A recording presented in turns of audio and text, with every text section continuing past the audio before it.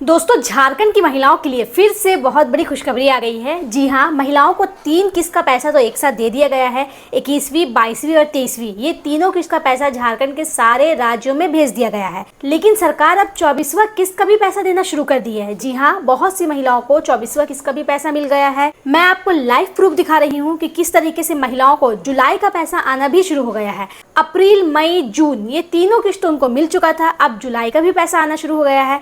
तो चलिए बताते हैं कि कौन कौन से जिले में 24वां किस्त का पैसा सरकार भेजना शुरू कर दी है। इसी के साथ साथ ये भी देखेंगे कि अगर आप किसान हैं, आप चाहे महिला हो या पुरुष हो, सरकार पूरे 60,000 रुपये आपको देने वाली है। इसके लिए आपको कैसे आवेदन करना होगा, फॉर्म किस तरीके से भरना होगा, आपको फॉर्म कहाँ मिलेगा, क्या क्या क्राइटेरिया है, सारा कुछ डिटेल से बताएंगे। इसी के साथ साथ आपको ये भी बताएंगे कि वोटर लिस्ट में अगर आपका नाम नहीं आया, आपकी मैपिंग नहीं हुई SIR की, यानी कि ना ही आपके माता पिता का नाम मिला, ना ही आपके किसी रिलेटिव्स का नाम मिला, तो आपको क्या करना होगा। अगर आपका मैपिंग किसी से भी नहीं हुआ तो आपको कौन कौन से डॉक्यूमेंट्स देने होंगे, डॉक्यूमेंट्स कहाँ जमा करना होगा, सारा कुछ आपको डिटेल से बताने वाले हैं। वीडियो को आखिरी तक देखिएगा ताकि कोई भी खास इन्फॉर्मेशन आपसे छूटे नहीं। चलिए, सबसे पहला अपडेट जो आ रहा है मैया योजना के 24वां किस्त को लेकर आ रहा है, वो स्क्रीन पर देख लेते हैं कि मुख्यमंत्री मैया सम्मान योजना के लाभार्थियों के लिए बहुत ही बड़ी खुशखबरी आ चुकी है। सरायकेला खरसावां से खबर आ रही है कि यहाँ की महिलाओं के खाते में 24वां किस्त यानी जुलाई महीने का पैसा मिलने का शुरुआत हो गया है।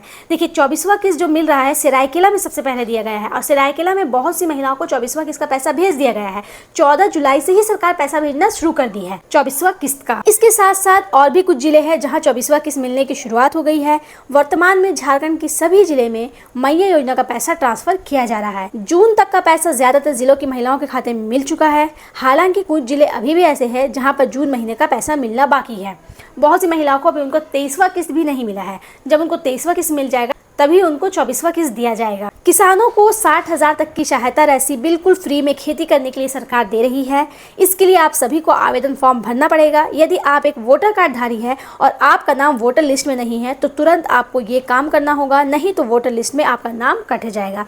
देखिए, वोटर लिस्ट में अगर आपका नाम नहीं आता है तो आप इस चीज़ को नज़रअंदाज मत कीजिए, क्योंकि SIR बहुत ही ज़रूरी चीज़ है। उसी के हिसाब से नया वोटर लिस्ट बनेगा और अगर आपका नाम वोटर लिस्ट में नहीं रहता है तो आपके लिए बहुत बड़ी दिक्कत हो सकती है।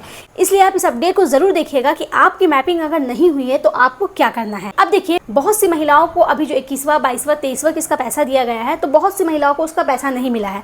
उन महिलाओं को क्या करना है, क्या कदम उठाना है कि उनका पैसा सब आ जाए, आइए स्क्रीन पर देखते हैं। देखिए, ये हजारीबाग के DC के द्वारा किया गया अपडेट है कि आज आयोजित जनता दरबार में भूमि विवाद, म्यूटेशन, अवैध कब्जा, मैया सम्मान योजना, रोजगार, मुआवजा, आवास तथा ऑनलाइन रसीद निर्गत करने से संबंधित मामलों की सुनवाई की गई। प्राप्त आवेदनों पर संबंधित अधिकारियों को नियम अनुसार त्वरित कार्रवाई के निर्देश दिए गए। देखिए, वहां के DC ने बताया कि इतना सारा योजना, जैसे कि मैया सम्मान योजना है, मुआवजा है, किसी ने अवैध कब्जा कर लिया, ये सारे रिलेटेड टॉपिक्स पर वहां के DC ने बात किया और सारा का सॉल्यूशन निकाला। तो इससे ये पता चलता है कि अगर आपका पैसा नहीं आता है तो सबसे पहले तो आप अपने पंचायत जाइए, वहां से अपना स्टेटस चेक कीजिए कि आपका पैसा क्यों नहीं आया है।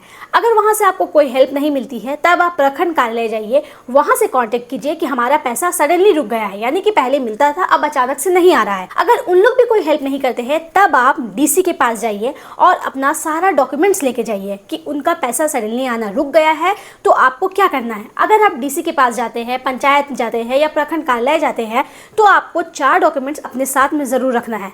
सबसे पहला है आधार कार्ड, बैंक खाता का पासबुक, तीसरा है आपका वोटर ID कार्ड और चौथा है आपका राशन कार्ड। आप कहीं भी जाएंगे तो ये सारे डॉक्यूमेंट्स को लेकर के जाइएगा ताकि जो भी सरकारी ऑफिसर आपका हेल्प करे वो देख सके कि आपका पैसा क्यों रोका गया है। तो इस तरीके से आप अपने CEO और BDO से कांटेक्ट कीजिए कि आपको मैया सम्मान योजना का राशि नहीं मिला है। अब देखते हैं सरकार जो किसानों को 60,000 फ्री में दे रही है उससे क्या खेती करेंगे आप, किस तरह की खेती करनी होगी उस पैसे के लिए, आइए स्क्रीन पर देखते हैं। कार्यालय जिला उद्यान पदाधिकारी बोकारो, ये बोकारो का है, लेकिन सरकार हर जिले में इसका आवेदन का फॉर्म बांट दी है। तो आपको एक बार देखना होगा किस तरीके से ये फॉर्म भरना है, क्या क्या क्राइटेरिया है, आप कैसे पात्र हो सकती है ये वाला फॉर्म भरने के लिए। तो देखिए स्क्रीन पर सबसे पहला काम है कि बागवान करना, कृषकों को 5 दिवसीय प्रशिक्षण। देखिए, बागवानी का कार्य करने के लिए सरकार किसानों को 5 महीने का ट्रेनिंग देगी।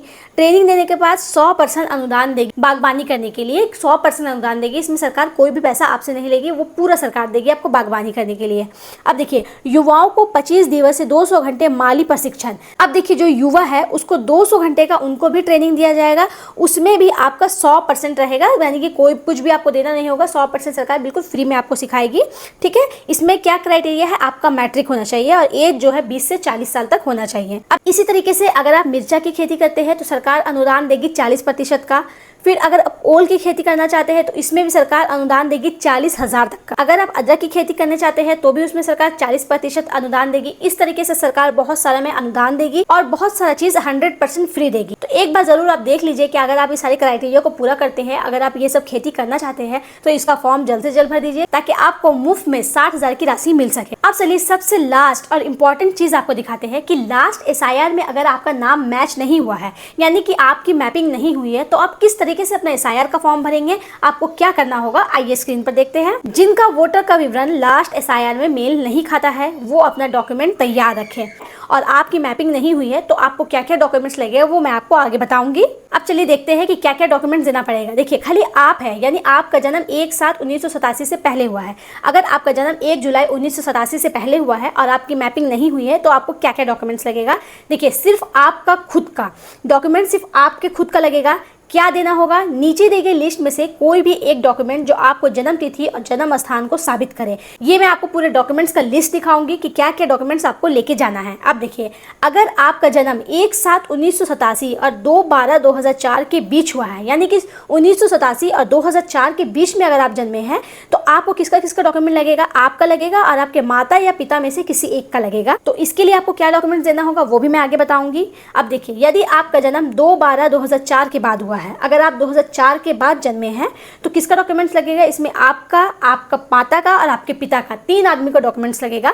क्या क्या डॉक्यूमेंट्स लगेगा चलिए वो अब बताते हैं। तो 3 आदमी का डॉक्यूमेंट्स लगेगा। आप डॉक्यूमेंट्स की बात करें तो कौन कौन तरह का डॉक्यूमेंट देना होगा, आइए स्क्रीन पर देखते हैं। देखिए, आपका जन्म प्रमाण पत्र होना चाहिए। अगर आपका पासपोर्ट है तो ठीक है। उसी तरीके से आपका 10th पास होने वाला सर्टिफिकेट होना चाहिए, यानी कि आपका एजुकेशनल सर्टिफिकेट होना चाहिए 10th पास किया हुआ। फिर आपके पास परमानेंट रेजिडेंस सर्टिफिकेट होना चाहिए, यानी कि अस्थायी निवास प्रमाण पत्र होना चाहिए। फिर आपके पास आइडेंटिटी कार्ड होना चाहिए। उसके बाद 1/7/1987 से पहले स्थानीय अधिकारियों या पोस्ट ऑफिस द्वारा कोई भी LIC सर्टिफिकेट होना चाहिए, कोई सा भी चाहिए। अगर आपका सरकार के द्वारा दिया गया है या पोस्ट ऑफिस के द्वारा दिया गया है LIC सर्टिफिकेट तो आप वो दे सकते हैं।